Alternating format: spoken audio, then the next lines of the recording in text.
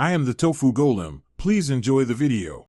You start by preparing a single clip, select it in the timeline, and make a duplicate or nest it so you keep the original safe. Once done, verify frame size and frame rate match sequence settings. Mismatch forces scaling and reduces stabilizer accuracy. Make sure motion controls are reset and the clip has sufficient edges visible. Warp stabilizer needs surrounding pixels to analyze. Now open the effects panel, find Warp Stabilizer, and drag it directly onto your prepared clip to begin analysis. Once Warp Stabilizer starts analyzing, you adjust how it behaves.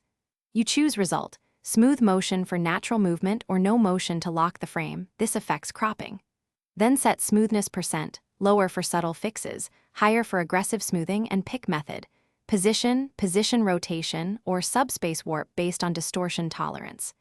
Make sure to toggle crop less smooth more or preserve scale to balance framing versus stabilization. Let the analysis complete before moving on to final tweaks.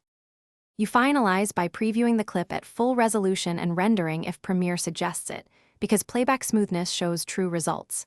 If you spot warping or wobble, make incremental changes.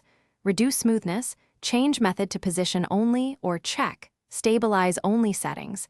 These reduce distortion. If frame edges crop too much, nest and scale clip or mask out edges. Finally, when jitter persists, try higher frame samples or shoot with more buffer next time.